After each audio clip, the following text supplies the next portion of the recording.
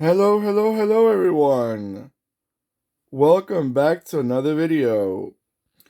All right, let's get to the nitty gritty about this beautiful car from the early 70s.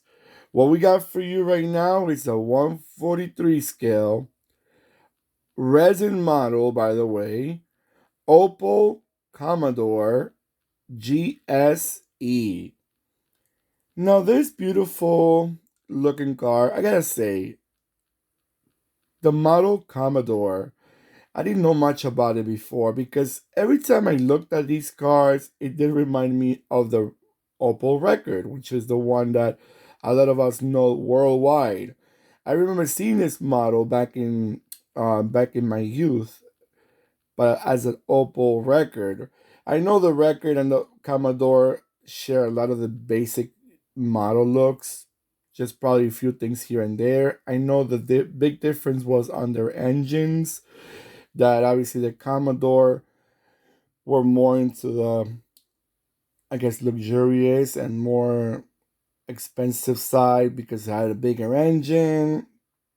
But I don't know. I think Opel, Opel reminded me a lot of American brands back in the not 70s, but more like in the 80s and 90s. American brands pull one model, and example, Ford Escort in the 90s had a Ford Escort. Then we got a Mercury Tracer, which is literally the same as a Ford Escort, but with a little touches here and there. The same thing with other brands, but Ford really liked that. Ford was a lot into it. This model really reminds me of that.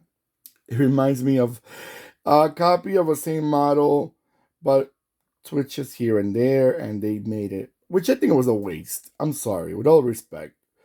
They could have definitely made an Opel Record with a bigger engine and used the Commodore model as a different looking car. But that's just my opinion, guys. I just find it a bit of a waste when a brand pulls the same model but with different engines and they call them differently. People are not that dumb. People really recognize a car by the looks. That's the number one thing that people go look for, their looks.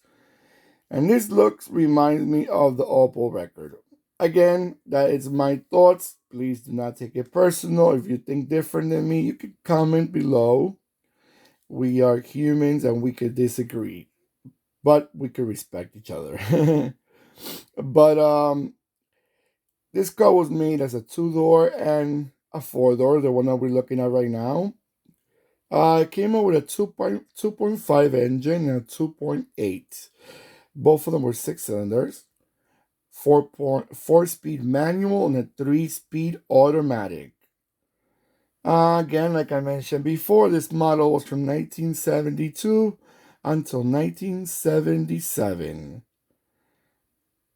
But in South Africa was from 1973 until 1978. I guess they were 1 year after, running a little bit behind on the model years.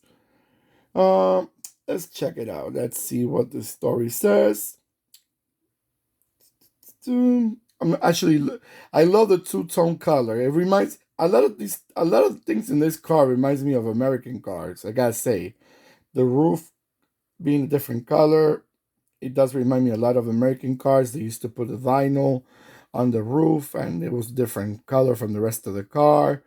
Not sure if this was supposed to be a vinyl type of roof like the American cars, but this car, it was not sold in America or North America altogether, but it would have probably been a better seller. It would have probably been a good seller. It had a bigger engine like American people like.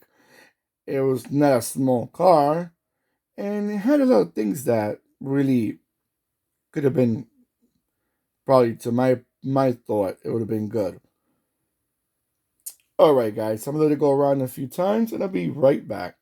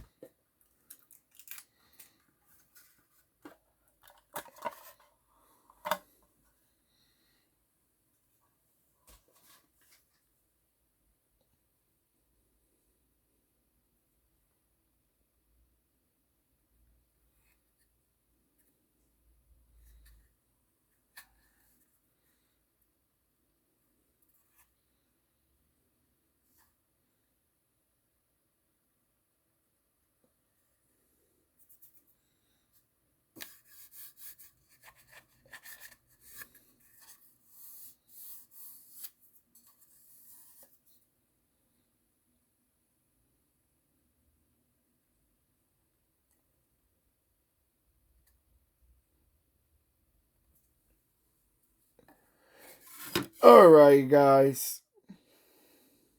I was looking at the car again as it goes around and around. I'm also an spectator, believe it or not. As I'm doing these videos, I enjoy looking at them. That's why I like to give them a minute or two for people to look at it without hearing my voice. So they can also enjoy the car as much as I do.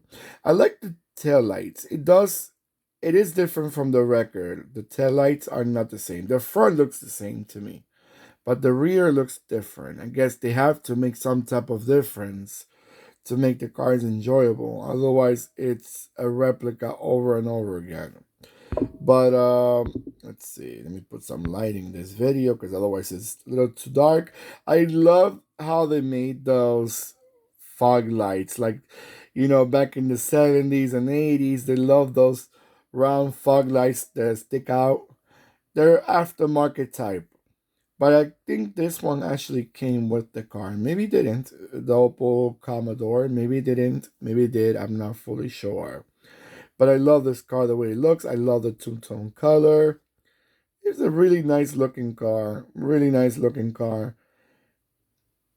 Alright guys, please do not forget to give me that beautiful thumbs up like I always say in the videos. It shows me that you're enjoying this video as much as I'm enjoying making it. And don't forget to click and subscribe. And the bell next to the subscribe button will remind you when I'm posting more videos. Alright guys, so take care of yourselves more than ever. And goodbye.